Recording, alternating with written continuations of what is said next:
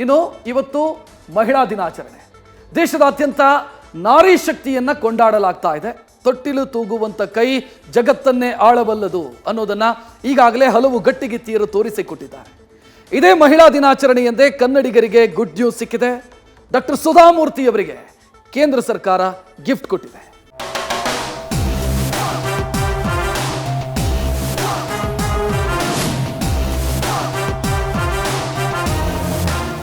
March 8 ಮಹಿಳಾ ದಿನಾಚರಣೆ. ಈ ಪ್ರಯುಕ್ತ ಕೇಂದ್ರ ಸರ್ಕಾರ ಕನ್ನಡಿಗರು ಹೆಮ್ಮೆ ಪಡುವಂತಹ ನಿರ್ಧಾರವನ್ನ ಕೈಗೊಂಡಿದೆ. ಈಗಾಗಲೇ ನಾರಿ ಶಕ್ತಿಯ ರೂಪಕವಾಗಿ ಕರುನಾಡಿನಿಂದಾನಿ ಆಯ್ಕೆಯಾಗಿ ಸಮರ್ಥವಾಗಿ ವಿತ್ತ ಖಾತೆಯನ್ನ ನಿಭಾಯಿಸ್ತಾ ಇರೋ ನಿರ್ಮಲಾ ಸೀತಾರಾಮನ್ ರಂತೆ ಮತ್ತೋರ್ವ ದಿಟ್ಟ ಮಹಿಳೆ ಸಾಧಕಿ ಕರುನಾಡಿನಿಂದ ಮೇಲ್ಮನೆಗೆ ತೆರಳೋಕೆ ಸಜ್ಜಾಗಿದ್ದಾರೆ.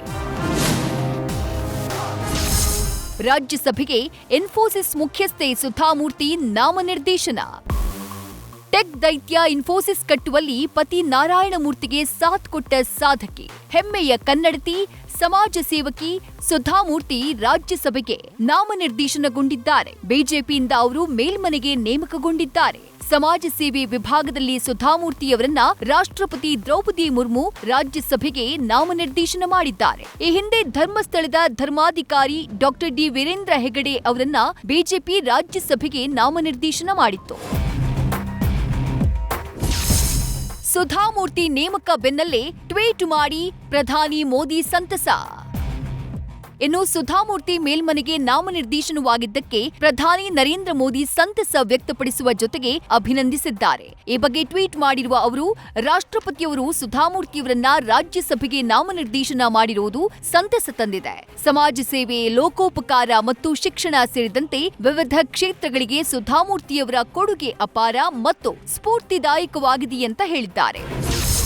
ಭಾರತದ ರಾಷ್ಟ್ರಪತಿಗಳು ಸುಧಾಮೂರ್ತಿ ಅವರನ್ನು ರಾಜ್ಯಸಭೆಗೆ ನಾಮನಿರ್ದೇಶನ ಮಾಡಿರುವುದು ನನಗೆ ಖುಷಿ ತಂದಿದೆ. ಸಮಾಜ ಸೇವೆ, ಲೋಕೋಪಕಾರ ಮತ್ತು ಶಿಕ್ಷಣ ಸೇರಿದಂತೆ ವಿವಿಧ ಕ್ಷೇತ್ರಗಳಿಗೆ ಸುಧಾಮೂರ್ತಿಯವರ ಕೊಡುಗೆ ಅಪಾರ ಮತ್ತು ಸ್ಫೂರ್ತಿದಾಯಕ.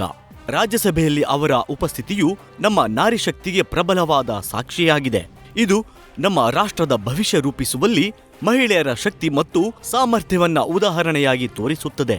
ಸುಧಾಮೂರ್ತಿ ಅವರ ಸಂಸದೀಯ ಅವಧಿ ಫಲಪ್ರದವಾಗಲಿ ಎಂದು ಹಾರೈಸುತ್ತೇನೆ.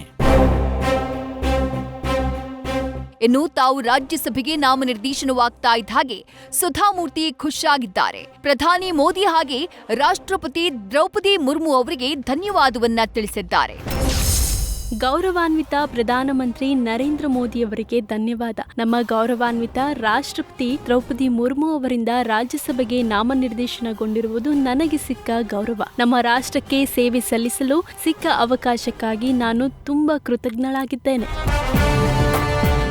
ಒಟ್ಟಾರೆ ಮಹಿಳಾ ದಿನಾಚರಣೆಯಂದೇ ಕನ್ನಡಿಗರಿಂದ ಪ್ರೀತಿಯಿಂದ ಅಮ್ಮ ಅಂತ ಕರೆಸಿಕೊಳ್ಳುವಂತಹ ಸುಧಾಮೂರ್ತಿ ರಾಜ್ಯಸಭೆಗೆ ನಾಮನಿರ್ದೇಶನಗೊಂಡಿದ್ದಾರೆ. ಸಾಮಾಜಿಕ, ಆರ್ಥಿಕ, ಶೈಕ್ಷಣಿಕ, ಸಾಂಸ್ಕೃತಿಕ, ಕ್ರೀಡೆ, ರಾಜಕೀಯ ಸೇರಿದಂತೆ ಎಲ್ಲ ಕ್ಷೇತ್ರಗಳಲ್ಲಿ ಇವತ್ತು ಮಹಿಳೆಯರು ಮುನ್ನುಗ್ತಿದ್ದಾರೆ. ಸುಧಾಮೂರ್ತಿ ಬೇರೆಯವರಿಗೂ ಮಾದರಿಯಾಗ್ಲಿ ಅನ್ನೋ ಸದುದ್ದೇಶದಿಂದ ಮಹಿಳಾ ದಿನಾಚರಣೆಯಂದೇ ಸುಧಾಮೂರ್ತಿಯವರನ್ನ ರಾಜ್ಯಸಭೆಗೆ ನಾಮನಿರ್ದೇಶನ ಮಾಡಲಾಗಿದೆ. Chandramohan, national bureau, news first. News first ನಿರ್ಭೀತಿಯಿಂದ ನಿಮ್ಮ ಪರವಾಗಿ.